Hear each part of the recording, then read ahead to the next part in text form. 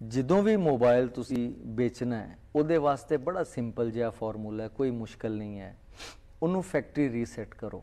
ਠੀਕ ਹੈ। ਤੁਸੀਂ ਮੋਬਾਈਲ ਦੀ ਸੈਟਿੰਗ ਜਿਸ ਵੇਲੇ ਸੈਟਿੰਗ ਕਲਿੱਕ ਕਰੋਗੇ, ਸੈਟਿੰਗ 'ਚ ਜਾ ਕੇ ਫੈਕਟਰੀ ਰੀਸੈਟ ਦਾ ਆਪਸ਼ਨ ਹਰ ਮੋਬਾਈਲ 'ਚ ਜੇ ਸਹੀ। ਫੈਕਟਰੀ ਰੀਸੈਟ ਇਹ ਹੁੰਦਾ ਕਿ ਜਿਸ ਵੇਲੇ ਉਹ ਨਵਾਂ ਬਣਾਇਆ ਗਿਆ ਸੀ ਉਸ ਸ਼ਕਲ 'ਚ ਵਾਪਸ ਲੈ ਆਓਗੇ। ਯਾਨੀ ਕਿ ਫੈਕਟਰੀ ਰੀਸੈਟ ਇੱਕ ਐਸਾ ਆਪਸ਼ਨ ਹਰ ਮੋਬਾਈਲ 'ਚ ਮੌਜੂਦ ਹੁੰਦਾ ਜਿਹਨੂੰ ਤੁਸੀਂ ਕਰ ਸਕਦੇ ਹੋ। ਜਿਹੜਾ ਅੱਛਾ, ਫਿਰ ਉਹਦੇ ਨਾਲ ਵੀ ਉਹਦੇ ਤੋਂ ਵੀ ਇੱਕ ਸਟੈਪ ਅੱਗੇ ਫੈਕਟਰੀ ਰੀਸੈਟ ਕਰਕੇ ਉਸ ਮੋਬਾਈਲ 'ਚ ਗਾਣੇ ਭਰ ਦਿਓ, ਮੈਮਰੀ ਫਿਲ ਕਰਕੇ ਤੇ ਵੇਚ ਛੱਡੋ ਉਹਨੂੰ। ਉਹ ਉਹਦੇ ਤੋਂ ਬਾਅਦ ਰਿਕਵਰ ਨਹੀਂ ਜੇ ਹੁੰਦਾ। ਤੁਸੀਂ ਕੀ ਦੱਸਣਾ ਚਾਹੁੰਦੇ ਹੋ ਕਿ ਕੀ ਇhtiyat ਵਰਤਣੀ ਚਾਹੀਦੀ ਹੈ ਸਾਨੂੰ?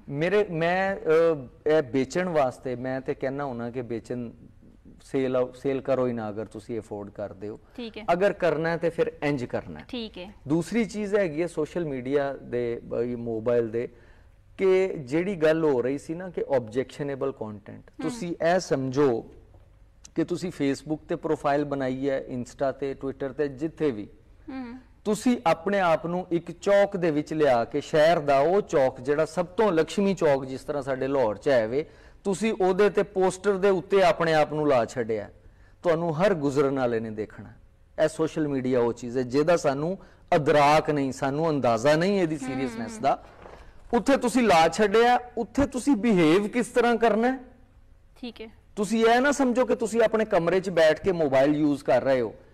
ਉਹ हैक भी हो सकता है, ਉਹਦੇ ਤੱਕ ਐਕਸੈਸ भी हो सकती है, ਉਹਦੇ ਡਾਟੇ ਤੱਕ भी ਐਕਸੈਸ हो सकती है। और ए ज़हन च बिठा के यूज करो। ठीक है। अदरवाइज तुसी सिक्योर नहीं जाएगी। ठीक है।